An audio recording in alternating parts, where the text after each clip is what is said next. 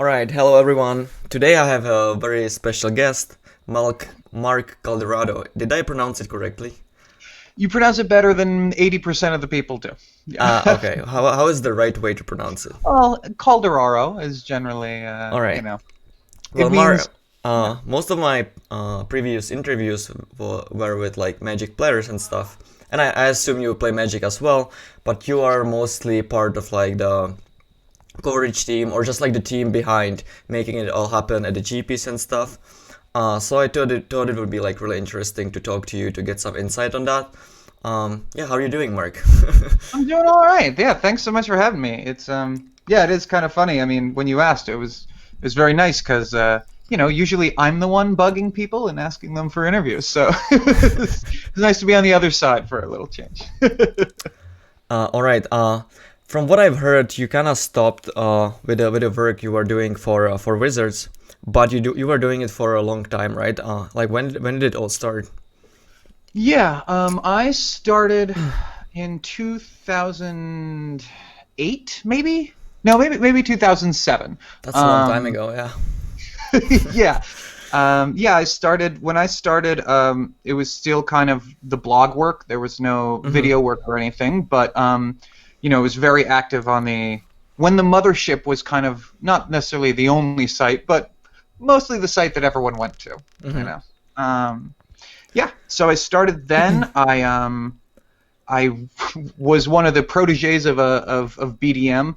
Basically, he's a lot of people's heroes for a lot of reasons, and for me, he was the one taking me out on the road, teaching me how to write, whatever 5 articles a day by interviewing a bunch of people who didn't care who I was and didn't care about me and just wanted to play a damn game.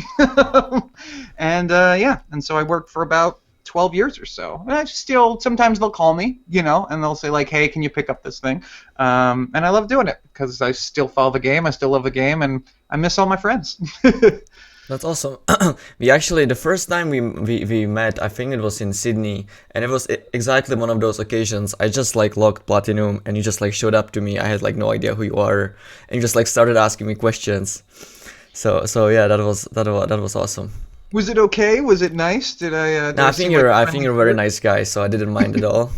You know, it Yeah, was. that's definitely something that and it's funny because I remember that in Sydney, absolutely. And it's funny because I had known who you were for years, right? Like it was my job to know your name, know your stats, know your face, like, and you had been Thank you. doing well in Europe at the time. I don't think we'd ever been in the same place together because I was mostly doing North America. Um, Is it different to do this kind of stuff in like different continents, or is it just the same? Well, honestly, it's more different than one might think. Because the big thing for me was repetition, right? It's for me, knowing people and knowing how they feel and knowing how they think is the most important part of the job. Mm-hmm. And so, for example, when I go to a Grand Prix in Dallas and I see someone playing a standard deck, here, and then I go to the next Grand Prix 2 weeks later, and they're like changed up 6 cards, or they're playing a totally different archetype that they had trashed 2 weeks ago. Where the quality of the coverage comes in is that I understand that difference Mm-hmm. because I talked to, like I know that Sigris changing up decks was a huge thing for him because of how high he was on it. So like it's that sort of thing that when I was traveling 30 weeks a year and I would see everybody every time, and even if whatever Sam Black is like, I don't know, like 2 and 3, I would still want to talk to him because I would want to check in with my friend, but Mm-hmm. also see what he's thinking, how he's feeling about the format. And so the more North American Grand Prix you go to where you see all the same faces over and over again, it allows you to build up that rapport and that ability to be professional and quite frankly sound like you know what you're talking about because you do. Mm-hmm. But then all of a sudden, they just need me in Stockholm or something, Yeah. and I'd know like 6 people there. I mean, I'd see you, and maybe we had said hi before, but I have no idea what you're thinking about the format or how you've been doing or other than what I've read Toby or Frank Karsten write about. And so there's a lot of even those sort of language barriers, which are easier, I think, than people think. Because Well, maybe in Japan it might be a little bit hard, but besides that, yeah. yeah, in Japan it's always about having your friends who are translators, you know, who are willing to be like, hey, can I grab you? Can you come here for a second? And, you know, everybody's kind of willing to help out each other in that way. There's a backstage, there's a lot of kind of coverage crew who, like, you know, they're like, okay, yeah, you know, you scratch my back, I'll scratch yours, sort of thing. But yeah, it's harder, and you kind of feel unmoored, especially in the last couple years when they cut down on coverage staff and there's just like one person, and so it's just you covering whatever, a 1,400 person tournament, you know. So how hard, like, it's just like kind of insane for me to imagine that you just like remember all these faces, even maybe like you never interacted with the person before, but you still like know all these people. Do you just have a really good memory, or were you just like doing research, watching videos and stuff, and just like putting a lot of time into it?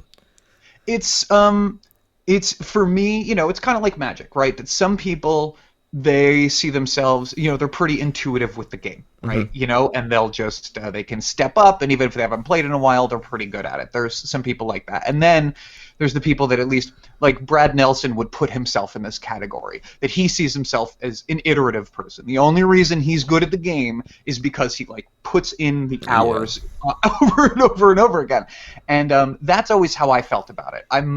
You know, I like people and I like talking to people, and I feel like I'm not a terrible human being if you've never talked to me before. But for me, it was poring over coverage. It was poring over results. It was having 15 tabs open constantly on my, you know, like on my laptop to be like, oh yeah, that's how he did, you know, like, and just all of those things combined. The more you do it, the more, you know, the more you iterate, the better you get at it.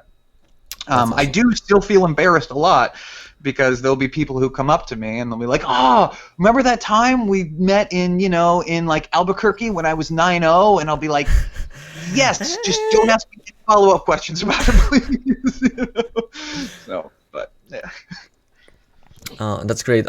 You recently stopped with a job, if I'm not mistaken, like about like 2 years ago. Was the reason just like it wasn't Corona, right? Like did you just wanted to move elsewhere? Well, yeah, I mean, it's kind of like we grew apart in a lot of ways. You know, there's a lot of changing faces in coverage, and a lot of, you know, and my life had been changing too. You know, when I had my first child, all of a sudden being on the road for 32 weekends a year, you know, became a little different, became a little difficult. And also, you know, I think I was part of the old guard, and you know, actually, I'll talk about it because it's kind of fun. Like, yeah, anything. For me, I was always a weekend warrior, right? I got into this job because I was a writer, you know, and I liked to play Magic, but quite frankly, after I graduated university, Magic was too expensive of a game for me. So I was like, I have three options. I could quit, I could get good enough to start winning tournaments and winning money, which I never was, and I'm not really interested in. It's really hard, yeah. Or I could start making money off the game in a way that I could justify spending money on the game. So I had a writing degree. I was writing as a movie critic at the time. I was writing for a bunch of different publications. And so I just started going around to Grand Prix with a laptop, and after I'd like scrub out, I'd be like, hey, you know, here's my resume. Sorry to interrupt. So like at the beginning you were just like doing it on your own, and then people noticed that you're doing it and they approached you, or? No. It was because this was kind of before that blogs or like that sort of self-promotion was a thing. I would just show up at Grand Prix with my resume and be like, here's my writing portfolio. You know, like, I know you guys are overworked. Can you give me a shot? And they, you know, they said no probably like 7 or 8 times. Wow. But they started to know my face. And then eventually it was Grand Prix Indianapolis 2008. It was the one where Jelger Wiegesma came back out of nowhere and just like won this Grand Prix. It was awesome. But Tim Willoughby, who I have to thank endlessly, and I will owe him, you know, for my life, he was really overworked. And he was like, you know what? John Avon's here. He never shows up. This artist, you know, if you know John Avon Lands. Or I heard the name, but I like the face just doesn't. Yeah. He was the, you know, he did the full art landscape lands for like, you know, it's kind of, if it was a beautiful land, especially in the mid 2000s, it was John Avon. But he was like, I don't have time to interview him. I need to, but I'm too busy. So you go and talk to him, you write it up. If it's trash, I'm just going to throw it out, and you'll never hear from me again. But if you like it, I'll print it, and we'll see. And he loved it, and so he printed this nice little interview profile I did at John Avon, and then I still started showing up at more events, and still, people are saying no, no, no, no, no, but eventually, they say yes. But for all that to say, which was a long walk for a short trip, but I would always do other jobs and then fly to Grand Prix on the weekend. Okay. This put me through law school. I was in law school and doing this too, and it was always the sort of thing that it was. I just wanted to ask something, like, for example, when you go to a GP and you like make all these interviews and articles and stuff, is the work done after the weekend, or do you still like have to do a bunch of stuff like the week after that, or like maybe in between and stuff like that? There's usually about one more day of work. Okay. The funny part about GPs, which only the winners know, is I'm always the last person out of the building. The writers and the reporters, they're out after the video crew, they're out after every player, and usually the judges or the site organizers are like, can we pull your Wi-Fi yet? And I'm like, no, no, no, no, no, and we're just like typing furiously, especially because we're our own editors. So oftentimes you're editing photos, you're picking photos, you're adjusting them, you're figuring out the margins. And so then sometimes you send in that last article, and then you go back to the hotel at 1 a.m. and you like read over, make sure everything posted right, and then edit for the rest of the night. So there's some cleanup work to do, but it usually ends around midnight Sunday. Awesome. You've been doing interviews and writing articles for, well, you said you started in about 2007. I'm not talking about like generic articles, just talking about Magic right now. I'm starting it a little bit right now. Like, can you give me like some advices, because I'm sure that there were like a lot of things you learned over the time that maybe could help me. So like, if you can tell me, that would be awesome. Yeah, well, of course. And it's changed, right? I mean, the nature of, even I'm sure me telling you the story of how I got into it sounds like weird and antiquated and old at this point, because it is, but at the same time, I just hear it like kind of all over again. Just like some guy is super persistent, and he just like he just keeps showing up, and then eventually someone says yes. I kind of think that it's normal and probably the right thing to do. So I admire you for that.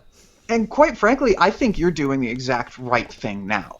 I think, because I think one of the ways that it's changed is, I used to be able to show up with my resume and being like, oh, I'm a writer, here's my degree, here's my whatever, which just isn't the way that content creation works anymore. Mm-hmm. If you look at the people, and one of the reasons I phased out, is you'll see all the people on the content team now are people who kind of create content as a full-time job. Mm-hmm. They're the Corbin Hotzers, the Marshall Sutcliffes, the Cedric Phillips, Yep. the people who this is what they do, and getting their face out there is kind of the most important thing, and getting there over and over again, and getting the reps in, and getting yourself better kind of in the public eye, which can be frustrating and scary and harrowing.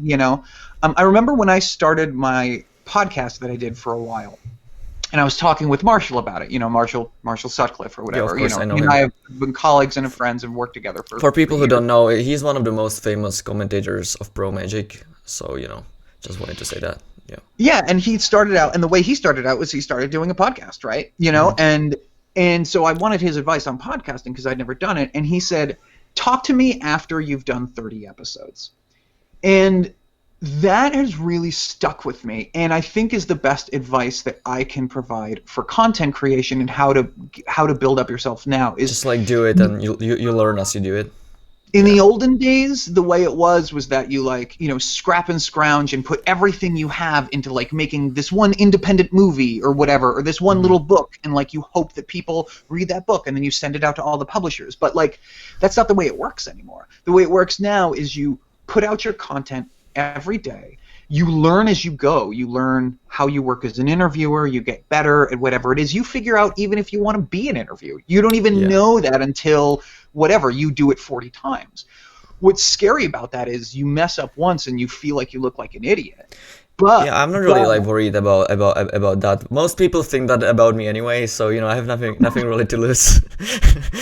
Well, and that's kind of the best part, is that in a lot of ways people are more forgiving now. People aren't expecting to like see that movie and see it be perfect. They're just expecting you to be there every day and be who you are and be honest. And like, if you're a nice, charismatic, attractive person who doesn't like just punch themselves, which you are, by the way. Your intro is fantastic. Thank you very much. I was a little bit afraid to post it. It is a little bit embracing, but I was just like, yeah, whatever, let's just do it. And that's kind of part of it, right? Is that there's an honesty in what people want out of content now. They want to be able to feel like they know who you are, and to do that, you have to either A, fake who you are, which is just not fun, or B, just be okay to be honest. And I think as long as you keep putting in the reps and keep putting in the time, you'll see the results. And that's really kind of something that's awesome. And maybe you also find out that you hate it. And that's kind of... That's kind of what happened to me. I don't know if you've ever seen this very old movie that was well before you were born, called Broadcast News. Well, I don't really watch movies before like 2005 at all. You should check out this movie, and anyone listening should check out this movie called Broadcast News. It takes place, it's in the late 80s, and it's at a TV station. It's at a TV news station. And it's at the time when TV news was becoming a little less about reporting and more about a sexy, like, good-looking person on camera. And so the camera person, the anchor, might not actually know about the news, and the reporter who like actually knows it, who isn't great on camera, would feed that to him. And it's this amazing, wonderful film. But the reporter thinks that he like can be the anchor and thinks that he can do it, and he's like, if I just get my shot, if you just put me on like one day of news, I'll show you how good I am. And he finally gets it, and he just flops. He just sweats all over. He can't do it. And he kind of earns this respect for the people who can be in front of the camera.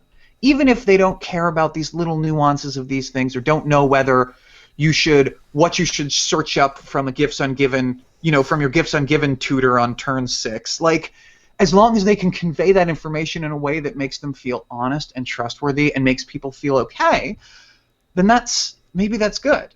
And so I see myself as the Albert Brooks, and that's kind of why I bowed out. I always wanted to be in front of the camera. I always wanted to do that, and then I realized, oh wait, I just didn't know enough about myself to know what I actually wanted. And that's a hard realization to learn, and that's something you learn as you just do it. And maybe you'll do 20 episodes of an interview, you'll be like, this sucks, or maybe you'll be like, I agree. I just think that in general, it's just better to like, rather than just like think about it too much, just like do it, and you like figure out whether you want to do it or not. You get better at it as you do it, and if you just don't like it, you just stop. But like most people are just like afraid about stuff, or they just want to like post it perfect for the first time, and it just stops them to ever do anything.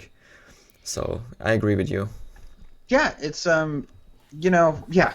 And it's hard. I remember my poetry professor, yes, I have a degree in poetry. The humble brags keep coming. Yeah. said that he was like, Mark, your critical skills are pretty highly advanced, that I don't know how you write anything at all. And like, he meant it as a compliment, but I took it as the biggest insult in the world, right? That like, you just have to put the pen to the paper, and you just have to like hand it in and say, what do you think? And you have to be okay with someone saying, I think that you're stupid. Why are you saying something? And then you just kind of shove them out. I don't know. Running the Magic the Gathering Twitter account has very much toughened up my skin to insults. Yeah, I have to agree. Like no matter what you post, like ever anywhere, there is always at least like one negative comment. So eventually you're just gonna get used to it, because Yep, and I think it sucks. I hate that that's how it is, but I also like that it did help me to not be afraid to just kind of. Well, at the beginning, I always felt bad when someone said something negative, but like nowadays, I usually just kind of feel bad for the person. Like, I post something that I posted because I thought it was good, even though it not might not be, and that person took his time to just like spread hate there. Like, I don't know, I just feel kind of bad for him. I don't know, like. Yeah, yeah, it is, and whatever. There's outrage with social media. There's a lot of great things, but one of the bad things is that it tends to encourage outrage, right? And it tends to encourage people to voice their frustration, and frustration gets amplified. And if it toughens up my skin and it makes me feel more okay with giving you that poem and saying, post it. I don't care if someone says whatever about me, then maybe there are some good things about it too, One thing that I'm worried about with social media is that like before, when we didn't really have internet and stuff, you could just like kind of say whatever you want.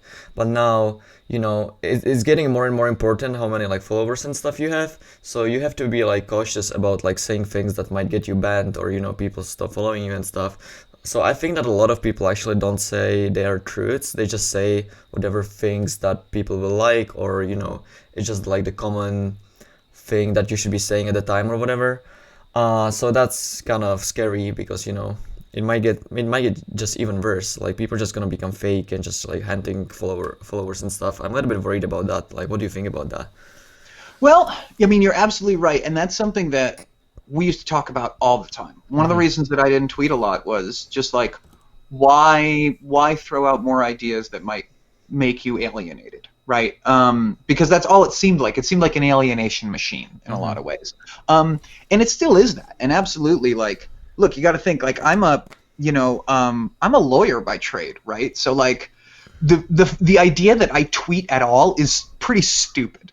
Right? Like, what am I actually looking to gain from that? And all it can really do is wreck.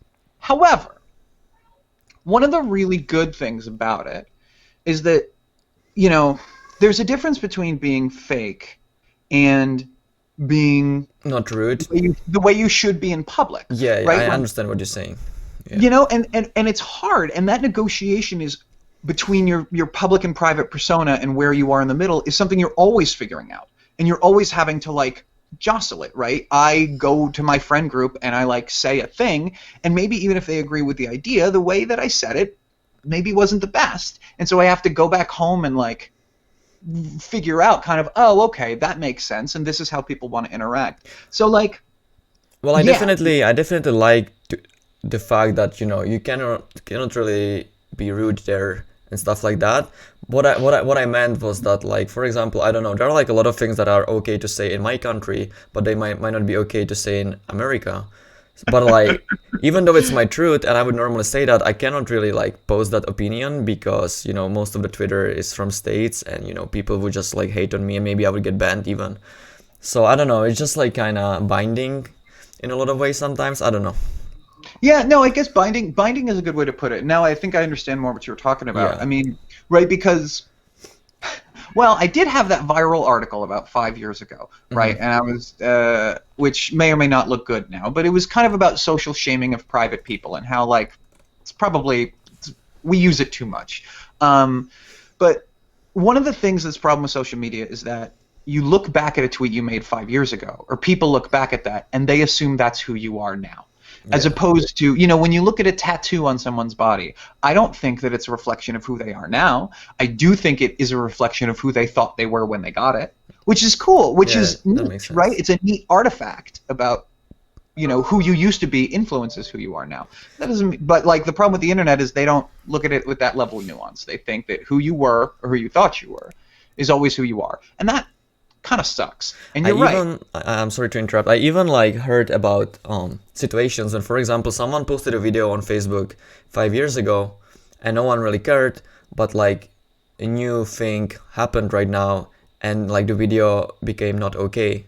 But at the time that the person posted it was fine, but he just like got banned from the account from a video that was posted 5 years ago. Like maybe, just as an example, he said something bad about Trump or whatever, and like at the time no one cared, but now just like the propaganda changed in a way where it wasn't okay anymore, and he just got screwed because of that. I don't know, it's kind of weird how these things work sometimes. Yeah, no, it is, and it's also tough because again with the outrage engagement or whatever, one of the ways to get more successful and have more followers is to say opinions or say things that are, I don't necessarily want to say edgy, but that like that other people aren't saying. And when you say things that other people aren't saying, you're running that higher risk of saying something that 5 years from now is a problem. For me, how I've always negotiated it is, yeah, I think about what I say, but actually, if you follow me on Twitter, which not a lot of people do because I'm terrible at it, I don't really mince very much. But I do think about when I say things, and I prune. You know, like if something happens in the news, I'll go back and I'll search my own tweets, or I'll search what I said and said, you know, did I say anything stupid about that? And I'll delete the hell out of them.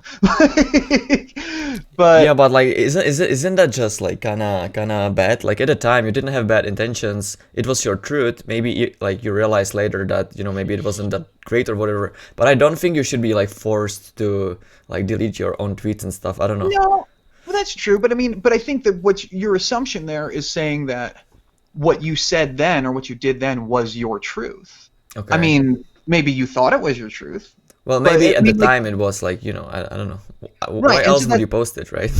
like, I mean, for example, I guess at least with my age of people, I'm trying to think of an example, and like with my age group, a lot of people used gay to mean negative, right? Yeah. To mean something that like, whatever. And in the late 90s and the early 2000s, that word was kind of everywhere. In to just mean bad, which is like, Yeah, it's the same way with I don't want to insult anyone, right? But like if you say, I feel like if you say black in America, it's like considered kind of bad. But for example, in my country, that's just how we call the black people. It's nothing like wrong at all, It was just normal. So like if I wasn't like familiar with the culture, I would maybe just write it and then I would get hate for it. But like I didn't mean anything bad, Well, I think, well, right. Well, You I know? think that's, and so, but that goes back to exactly what I was talking about. Is that like the idea of, I don't want to say code switching because it's not exactly that, but recognizing that social mores change from place to place, right? And so, yeah, you're right. If you use that word, in like a way that Americans would find offensive before you knew a bunch of Americans, I think that eventually, people be like, oh, that's how it's used there. However, if you all of a sudden start recording videos with Americans or recording purposely for an American audience, that word isn't, or using the word in that way is something that Americans don't use, then all of a sudden it's your fault for not, I guess that makes sense, yeah. changing that behavior, right? So like, but you're right. It is possible that someone might take a video you recorded 8 years ago out of context and say, look at this, offensive word that they use. But like at the same time, there's not a single person in your country or in Europe that would agree with them. Probably, I don't know. I'm not going to speak to how, whether or not how linguistics works there. But it's just a constant evolution of figuring it out and trusting that the public is smart enough to follow you there. Maybe they do, maybe they don't. But also, I've found that if you're generally not a gigantic asshole, That's then, true. That's true. You can, and like at least our interactions, I have never found you to be anything close to an asshole. You probably don't know me that well. Well, thank you. But I think you should go back and read actually. No, I don't think I posted like anything like extremely bad or anything like that. You know, like with how I am now, there are a lot of things I wouldn't post, but there's nothing like too bad, I don't think. So look, I'm afraid to post a lot of my movie opinions on film Twitter. Like, don't worry, everybody feels that way. I love, for example, I'm just gonna say it, I love the movie Three Billboards Outside Ebbing, Missouri, and that is a film that like movie. Film Twitter is just like, that movie is terrible. It is unwoke. If you like it, like there are a lot of negative things to say about it. And so I refrain from posting about that movie. I love it, but like, why draw the outrage? And is it my untruth? Well, kind of maybe, but I still talk about the movie with my wife. She loves it, I don't need to make every part of myself public. And just because I don't make every part of myself public, that doesn't mean I'm lying to people. Okay, It cool. can. Well, it's mostly about the intentions, right? If your intention is good, you shouldn't be punished for it. So Yeah. generally, and sometimes it doesn't happen, but that's, I guess, the to quote Lord of the Rings, or actually I can't quote it, so now I'm gonna look like an idiot, but it's dangerous business stepping out your door, right? True. And there's always a risk into it, and if you try every day to be a better person, and you truly do that, I've found that you're generally okay, and people are forgiving. It's when you're like a sanctimonious jerk that then when you say something bad, Yeah. now all of a sudden, and I don't want to allude to any certain people that we might know in common, but like some people mess up and people forgive them because everything else they've ever done allows them mode of forgiveness. And then there's some people who do things who they do one thing and then the whole community just turns on them for good, and it's probably because they weren't treating people good before that. And so you didn't deserve it. And I honestly, Petr, you like messaging me and talking with me. I think if you messed up, I might just go to bat for you vocally because of how nice you've been. You know what I mean? And I think a lot of the community would feel the same way. Just don't do anything too bad. I'm gonna try my best. It's definitely improving as I'm getting older. I've done a lot of stupid things in my life, but it's getting better. I'm sure that even like in like 5 years, I'm gonna look back at how I was now and I'm gonna think the same. Well, you will fucking idiot. But at least there is an improvement, I think, so that's good. Yep. All you can hope for is to be better than you were yesterday. And as long as you can be better than you were yesterday, I think you're probably living a life worth living. Cool. Well, I think we have about 30 minutes now. If there is still like something you want to talk about or anything you want to say, now is the time. I'm always interested in how people are feeling about the non-competitive aspect of Magic. And it's really tough because all of Magic Twitter is just a flurry with like how whatever is messing up whatever, or the future of tournament Magic is whatever. Mm-hmm. But outside of that, how are you feeling about the game? Do you enjoy playing the game? Do you like cards? Until I was like 22 or whatever, I always just like was telling myself that I'm doing this because I love the game, and just like if I do it really well, I can maybe make money with it, and it allows me to do what I love.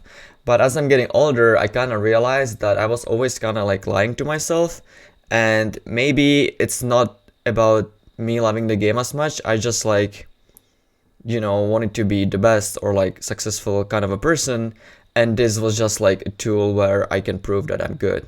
I'm not gonna be like a professional soccer player or whatever. Like if I want to be really good at something, this is the thing. Like I'm not gonna be like world-class player in like chess or whatever anymore. So this is just like my tool for that. So when I kind of realized that, I think it's mostly just the competitive part that's like fun for me. Like the feeling when I'm like super well prepared and I just like see all the things. I know the last sideboard card is the right card, and I just do really well. That's what I get the great feeling from, and that's fun for me. And anytime I just like go away from the competitive side, at least like a little bit, and I just like play less and just play a little bit for fun, it's just like not fun for me at all. I just like see that I'm playing poorly, I'm losing, just like playing for fun, just like randomly playing the cards is just like not really that much fun for me. The fun part comes from just like improving and like being really good. So that's my approach about it. And so how has that changed your approach to things now? I mean, do you does that? Well, there are waves, like there are waves where I'm going super hard, and then there are like waves when I'm focusing on other things. But I kind of realized that either I'm like all in, or I just like don't really play at all. I'm not really the type of the guy who would really enjoy just like go hang out with my friends and just like do an EDH or whatever. Yeah, and that's I kind of came to the exact opposite conclusion, right? Like, when I was making that decision of whether or not to get good, I just realized like, oh, I don't care about winning enough. I like winning, but like, look at all these people. They care about winning more, and they're probably smarter and better than I am, either as a result of that or inherent.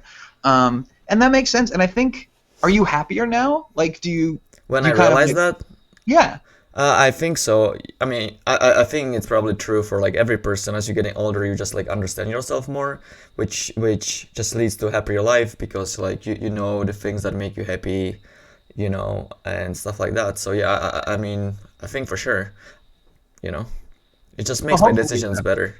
Like as someone who's much older than you, I can certainly say that sometimes you learn things about yourselves that you're I'm kind of actually mad at. older than I look. I'm looking at it. Oh, what are you? What, you're like 19 now, right? I'm gonna be 27 in March. I knew that you weren't 19. But you were, yeah, that is true. I was gonna say you were about 24, so you're totally right, and I should know. That's if I were still in the Magic scene, I would remember. You know what I mean? Is there anything else you wanted to ask? You can. I mean, you know, we've kind of talked Well, Magic. the thing is that if people click on the YouTube video and it's like 50 minutes, they don't really want to watch it. So I think it's like perfect right now. Cut it. See, you're already better than I don't know how this stuff works. Just give me some words and I can write them down. Well, So thank you for spending your time with me. It was fun. yeah, of course. For the people watching, if you like the video, click on the like button and click on the subscribe button as well. And see you next Yeah. time. Bye bye.